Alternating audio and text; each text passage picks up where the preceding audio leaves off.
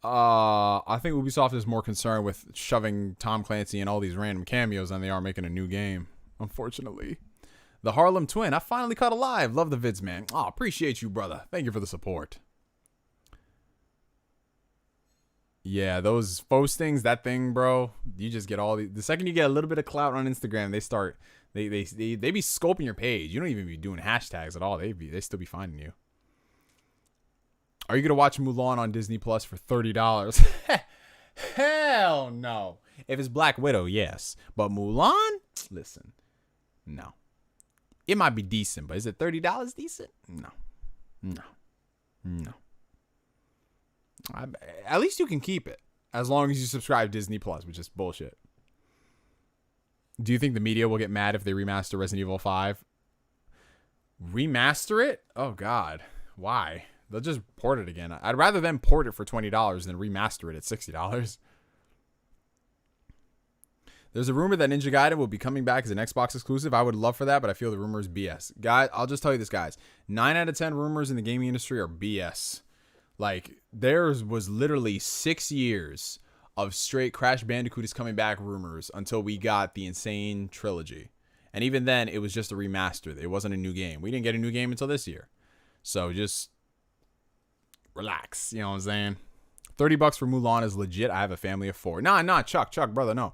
It's legit. It's legit. If you got a family and you just go in there, it's great. Because by comparison, you know, you go to movie theaters, you mortgaging your house at that rate. You get a second mortgage on that shit. But for me, myself, and I, you know, I ain't paying no $30 for Mulan. Because what happens if that movie is shit? At least if it's $15, as terrible as that sounds, I'm good with that. But now I have a $30 movie that I don't want to watch that I'm still technically paying for because I pay for Disney Plus. So, I don't know, man. You know, if you got a family, you can stomach those things. Because when you're a family man, you just do things you normally don't want to. I'm gonna get on your level one day, Chuck. Where do you get your news from? I follow a lot of different news sites, a lot of different ones. So it's literally who comes up on my feed. So I follow IGN, GameSpot, DualShockers, a lot of niche Japanese sites who do reporting. A lot of the big name stuff too. Follow Kotaku. I know a lot of people are like, oh no, Kotaku, they always do spin and all that stuff. Well, sometimes, you know, well, when Jason Schreier was there, he would be breaking stories, and I love it.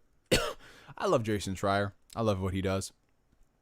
I love how everyone just has disagreements with Jason Schreier and how he does things, but you know, like his stories that no one's bringing us Jason Schreier level qualities of reporting. You know, Jason Schreier is a legit reporter in the gaming industry. He's not doing fluff pieces on stuff like, oh, here's the top 10 ways that you can pimp out your character in Anthem.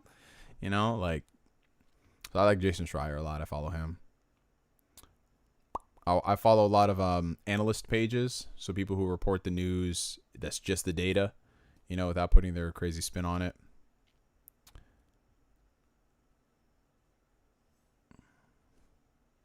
Yeah, Resident Evil 7 is coming to Game Pass. So I'm going to finally play it, even though it's been on sale for $10. I'm finally going to play it. Finally. Yes. Crash for me is the Dark Souls of platformer, so I never really got into it. Well, the thing is, Crash Bandicoot, if you play it, the platforming in that game is not that great. It's actually agitating as fuck. So that's why people say it's the Dark Souls. It's literally, people say, yeah, get good, but the game itself, the controlling is off. So no, I understand why people don't like it. Game Ranks is cool. Every now and then I do like lists of things, you know what I'm saying? Like top 10 this, top 10 that. But only if it's like legitimate, not like corporate fluff pieces sponsored type of thing. I like how that even how random a question is, you still have the idea to answer it. Like, I want to ask, how do you have so much knowledge in so many topics? Like, I can't even talk about politics. Honestly, what it comes down to, Ronaldo, is just me engaging in those things. So a lot of people just don't like the idea of people don't like having an opinion on certain things, which I think is disingenuous, because if you're interested in something, learn about it, read about it, which is why I like to culture myself in different ways. So I like gaming and I love going what's happening in the gaming industry, but I like hearing what's happening in the anime industry and the politics surrounding that. So it's just a case of, you know, there's a lot of things going on in the world that I like, and I like to be informed when people ask me questions. But at the same time, if I don't know anything about the situation, like the thing happening with Leafy, I'm not going to speak on it until I have enough information. Would you ever watch a reboot of the Dragon Ball series? Yes. If it's closer to the manga, no fillers, properly animated, I am all for that. Just give it to me. Give it to me. And you also have to gauge what's worth your time when it comes to talking about certain things and when it comes to talking to certain people. When I was younger, like in 2012, I would go ahead and I would talk to people who legit, like, we'd have discussions, we'd have arguments back and forth, and there would be no end in sight, but I would keep going. Nowadays, I don't necessarily do that. I actually don't, because it's a waste of time. You know what I'm saying? Not saying it's not important to have dialogue and conversations with people you disagree with, but there's just a certain level where if it's someone is just so out there, it's everybody agrees on this, and this person says, no, that's not what it is. And it's just like, what? You know what I'm saying? Like, those type of people, I ain't trying to have this dialogue with, because it's just like, no, bro. Alrighty. Oh, so we have a $10 super chat from the homie Colin, my boy. Would you marry someone who's of a different religion, such as Jewish, Muslim, etc.? Would it be a deal breaker for you if she's particularly religious? Again, Colin, thank you so much for the support, brother. And no, it's not really too much of a personal question, guys. I've talked about a lot of personal stuff on here, and it's a genuine thing. Me, myself, and I know I don't necessarily have some type of stipulation where I can't or I want to marry someone who's of a particular religion. I don't mind that at all. It just comes down to you being a decent human being at the end of the day, because if there's one thing I learned in this life, people let all of these dividers, they let them, all these things like religion, politics, all those things, they divide you up into these little camps, these bases, and you only want to congregate with those people. You know what I'm saying? Like, some of the most kindest people in the world that I've met have been devout religious Christians and people into Judaism, Buddhists, Muslims. And at the same time, I've met some really insane bigots who are religious and also who are atheists and agnostic and all those things. So I just come down to, are you a decent fucking human being? Do you got some shit going on in your life? Are you capable? Are you dependable? Are you feminine? Are you beautiful? Are you going to be there, a good parent to your children, but also be supportive to me in my endeavors as I would be to you? Like, that's what I value more than just what your religion is. You get what I'm saying? Because I'm sure a lot of people here, they're like into religion, but they're not all into religion. And so, that's what I think a lot of people should think, in my personal opinion anyway. So, whoever the lucky lady ends up being in my life, if she's into that sort of thing or not, I'm just like, yeah, you know what I'm saying? My favorite Crash game was Twinsanity, mainly because it was the first Crash game I played and also the music. Oh, Twinsanity was cool. Neo, what do you think about people who just wish for companies and other things to fail? What do you think is their reasoning? Well, with the exception of, like, let's just say Konami, who does a lot of fucked up shit in gaming, I don't want any of these companies to really fail. I just want them to be their very best, because the more genuine competition that exists, I think the better outcomes we could get. It doesn't always work that way, though. Competition in general doesn't necessarily mean you're going to get better stuff. But it pushes people and it challenges others to do things. So I don't agree with that. Like, people say, oh, I want Nintendo to fail. I want Xbox to fail. I want PlayStation to fail. Why? Why are you limiting your options? You should want them to be better. You know what I'm saying? Provided they aren't screwing you over with crazy anti-consumer stuff, you should want them to be firing on all cylinders all the time, which is why I don't want any of them to fail. You know what I'm saying? That's how it is. That's how it is, y'all. And I think that's a good place for us to cap off the stream for the night, y'all. We've been going for literally 3 hours. Holy shit. Holy friggin' shit, y'all. It's crazy, but the fatigue is starting to settle in a little bit. Oh, I gotta get up, stretch myself. Thank you guys so much. As always, it is a pleasure and a privilege to be in your honor during these streams. Thank you guys so much for coming through. Thank you so much for all the super chats, the Patreons, the YouTube members, all of y'all. You know, this is literally our thing. This is our weekly tradition. Like, I really, man, I wish a lot of us all lived together so we can all just do this, just hitting the bars. You know what I'm saying? I feel that'd really be dope. Neo, your live streams really help with my anxiety. Thanks, man. Have a good night, brother. Oh, thank you. I appreciate that, man. Like I always say, y'all, it's like, when I do these streams, I always try to be as genuine as I can, because you never know who's watching and what this stream and what it's doing for them. And I think that's what we need more of in the world. We need less agitation roaming around and just more people just making good stuff. But yeah, guys, y'all have yourselves a great evening, morning, afternoon, wherever you're all at. Have a great week. Make it the best. Whatever you're doing, going back to school, going back to work, finishing some games, or you're just chilling, hanging around. Y'all have a good one. I'll be back later in this week, later in the week for some more videos, and I'll definitely do another stream. I'm gonna smoke a blunt. Smoke a blunt for your anxiety. that is good. It does help, man. Marijuana all the way. Speaking of marijuana, actually, no, I'm not. I'm gonna save that for the stream. Nah. But yeah, y'all are the fucking best. You are my family. I love you guys to death. Love you guys. Love you gals. And take it easy, y'all. Have a great one. Peace.